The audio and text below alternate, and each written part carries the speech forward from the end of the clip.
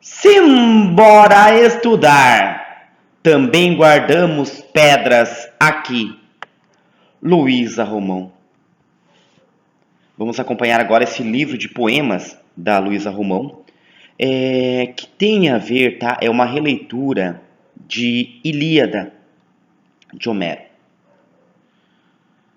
A própria Luísa Romão diz, né, que quando leu Ilíada, em 2017, não me recordo se ela tinha uma leitura anterior ou não, mas acredito que foi a primeira leitura dela. E é uma obra que nós conhecemos, eu confesso a vocês, eu conheço a história da Ilíada, né, da Odisseia, de Homero também. Só que eu digo por mim, eu não li na íntegra esses textos, mas a gente conhece a história. E ela se propôs a ler a Ilíada e ela diz que ela tomou um susto. Por quê? Devido à violência. É uma obra muito violenta. É uma obra, né, ela diz até como obra literária, talvez seja a obra literária mais violenta que ela leu. Há um outro livro, né, uma outra obra literária bastante violenta, que é a Bíblia também, né? A Bíblia também tem muita violência. Mas vamos nos ater agora aqui ao também guardamos pedras aqui.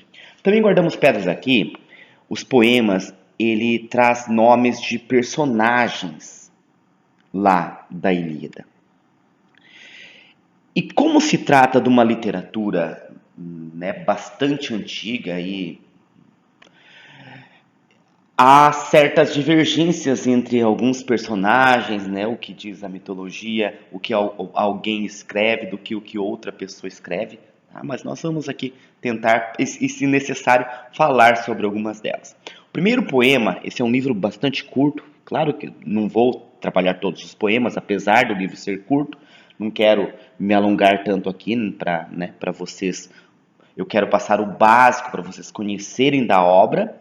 O primeiro poema é Efigênia. Efigênia foi sacrificada. E aqui o primeiro poema, sempre, né, de todo livro, a gente deve ler o primeiro poema. Aliás, a gente deve ler o livro todo. Mas quando a gente vai pensar assim, o primeiro poema, ele é muito impactante, ele diz muito sobre o livro. Então, nós temos que prestar bastante atenção nesse primeiro poema. A literatura ocidental começou com uma guerra. Então observa.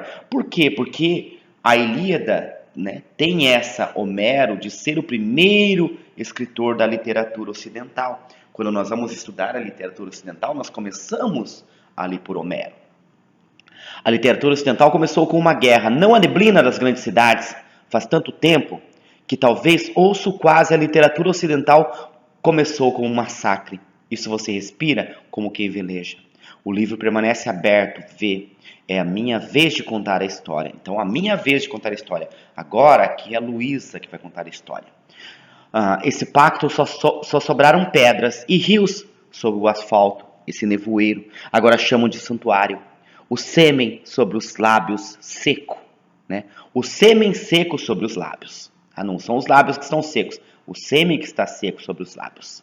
Antes da primeira letra, antes do primeiro grifo, alguém já implorava misericórdia. Estou pronta, a canção, também as crianças precisam dormir. E por que também guardamos pedras aqui? A pedra tem vários significados, né? A pedra tem o significado da dificuldade e a pedra tem o significado da resistência, da força, de sermos a resistência. E observa que os poemas, como eu falei, né, não são personagens lá da Ilíada. Nós temos o poema aqui, Agamenon, tá, que vai falar, vai trazer aqui numa perspectiva mais atual esses poemas. Então é uma releitura da Ilíada em forma de poema, mas muito mais atual, sem passar pano para esses personagens que muitas vezes são colocados como deuses perfeitos, quase perfeitos. Aqui não, ela vai colocar essas pessoas realmente com as suas ações bárbaras. Né? O coronel que ordena escavadeiras em território sagrado.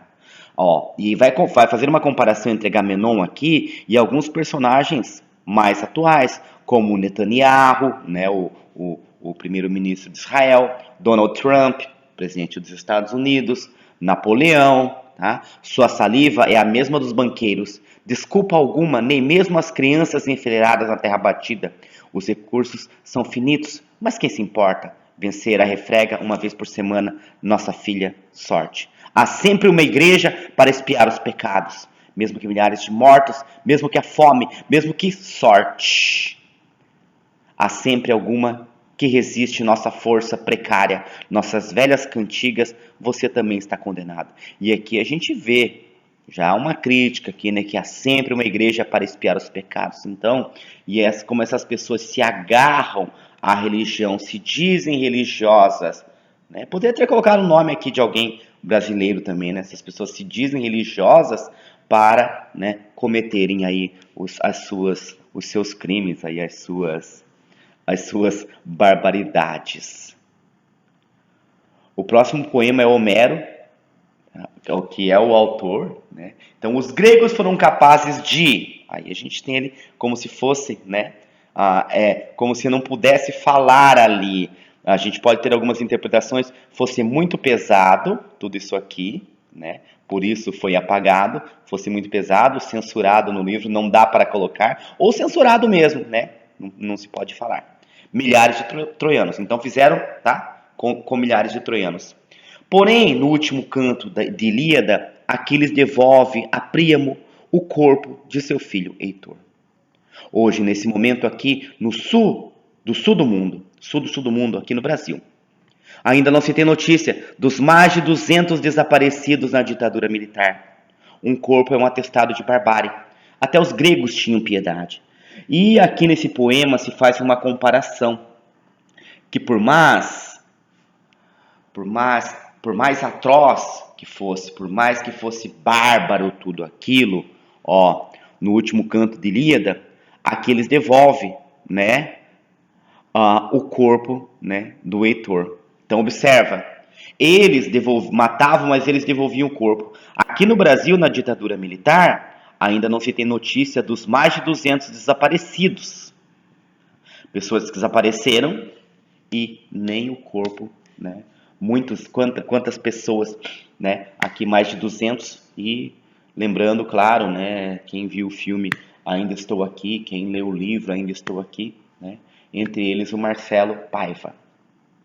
Aliás, o Rubens Paiva, né? Vamos lá. E, né? Tipo assim, por mais que fossem daquele jeito, até os gregos tinham piedade. Os militares do Brasil não tiveram. Diomedes, há diversas formas de matar um homem, quase todas ancestrais. Te ensinaram, macho, que ri, não entra nos céus. Te ensinaram, né? Macho que ri não entra nos céus. Nada que te invada os buracos, nem mesmo a paixão. Os homens não podem ter nenhum buraco invadido, né? Macho ranhento não governa impérios. Ela está em seu caminho, ainda que deusa, desgraçada nos pés de um templo. Era seu aliado bradando vingança. Você goza enquanto enfia a lâmina. Inventamos a pólvora, mas não o desespero. Né? Então vai colocando essa coisa ali do ser macho, né? O que é... e aqui a gente tem uma perspectiva também feminista, tá? Uma visão crítica feminista também aqui nesse livro, tá? Eu vou pausar, tá? Eu vou passando aqui, mas eu vou pausar mais, né, nos poemas principais aqui, que pelo menos são os que eu mais gosto do livro. Nós temos aqui o poema Ulisses, que fala sobre a construção de um herói. Nada como contar uma boa história, se apaixonar pela dor, manter a camisa limpa, uma legião de fãs para te honrar. Olha ele, o grandioso. Olha ele, as façanhas. Quem mais calaria sirenes? Sem trapaça haveria vitória? No jornal falam de acordos e estado de exceção. Sua foto estampada junto a diplomatas yankees. Sem o elmo de javali até parece digno. Sem o ghostwriter até parece verdade. Sobre essa criação, né, de heróis. Polifemo. Polifemo era como se chama? Cíclope, né, que tem um olho, apenas um olho. E esse poema traz bem para a atualidade, né? Ulisses ficou preso ali com outros homens e eles conseguiram matar o Polifemo, né?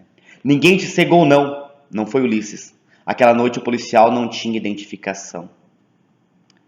A gente vê isso como aquela polêmica hoje, né, das câmeras dos policiais. O policial não tinha identificação, ou seja, não se identifica o policial. O policial faz o que quer na periferia, ele mata, principalmente quando são pessoas, né, quando são pessoas pretas. Um poema aqui de uma forma diferente, né, Protesilau e Laodâmia. O herói que pisa em Marte, sua estátua forjada em bronze. O herói que sobe a Marte, incapazes ou viúvas. O herói que primeiro mata, alçar-se à pira funerária. O herói que, por último, torcer pelo vento. Eu vou falar um pouquinho sobre esse poema, Menelau, né? Nós temos anteriormente a esse, desculpa, passei aqui, Heitor e Paris, né? Dois personagens importantes ali da Ilíada. Mas Menelau porque ele é uma cifra aqui, né, para ser, como uma música para ser tocada. Helena, ela traz assim como, né, enumerado: 1. Se não ela, A. Tubos de alumínio nos subúrbios de Bagdá. B. Danças satânicas. C. Temperos picantes e magenta. 2. Ainda suspeito a mulher mais bela do mundo. A mulher universal, quem diria? Bela tão bela. Nunca pisou em Troia. 3. Vá, seja original. No mínimo isso. Cadela é meio old school. 4. Ainda suspeito a mulher mais bela do mundo. A mulher universal, quem diria bela tão bela, nunca pisou na terra. 5. Porque eles ataque é o que menos importa. E Aquiles, né? Aquiles, o do calcanhar. Eu aceito ou eu digo sim, mas antes me mostre seu calcanhar. Essa questão do calcanhar de Aquiles. Aí nós temos Tétis. Percebo, né? Todos os nomes de personagens. Zeus. Então isso de estupro não é exclusividade dos homens, né? Então isso de estupro não é exclusividade dos homens. Se eu não me engano, quem foi estuprada na mitologia é Medusa, né? Não me recordo agora se tem alguma outra personagem. Eu não sou, né, muito bom em mitologia. Mas vamos seguir em frente. Atenas. Nestor, que nós temos aí né, como se fosse um contrato, né, cedente e tal, cessionário, tal, objeto. Enfim, são poemas aí que nos aparecem. Cassandra. Cassandra é muito interessante. Vamos ver o poema Cassandra. Entenda Cis anunciar a desgraça. Não é o mesmo que remediá-la. Primeiro você dirá, está podre. Depois, com perícia, raspará da casca a polpa gosmenta. O chorume se espalha, há fungos pré-históricos, há fungos abençoados. Está podre, repetirá a didática. Eles continuarão a palitar os dedos dos pés. A Cassandra, ela falou sobre tudo aquilo, né? Ela previu tudo que iria acontecer. Ela observou, né, tudo que aconteceria ali e falou sobre isso. Só que é o que diz ali, eles continuarão, né? Eles continuarão a palitar os dedos do pé, ou seja, não vai dar bola para o que a profetisa Cassandra falou.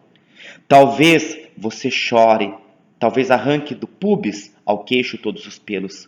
Uma mulher carbonizada no meio da avenida. Talvez mostre relatórios do IBAMA, fotografia aérea de crianças vietnamitas.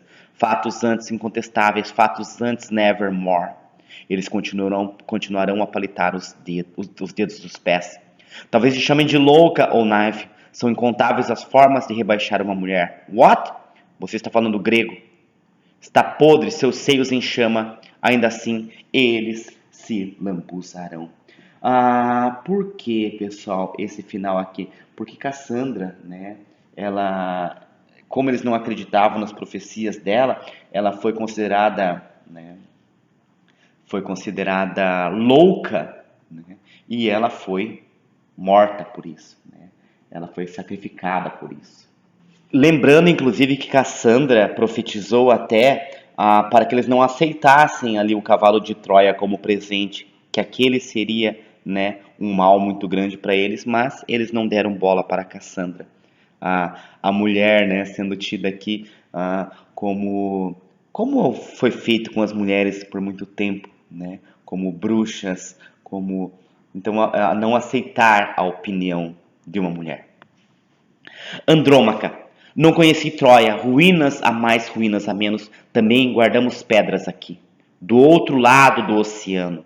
Tudo que aprendi foi nesse alfabeto moderno, eis o momento apoteótico, minha obsessão. Nossos despojos é Troia. Minhas amigas encurraladas na mesa do chefe é Troia. A jovem, saco preto no rosto, a festa de luxo é Troia. As baratas roendo o cu da guerrilheira comunista é Troia.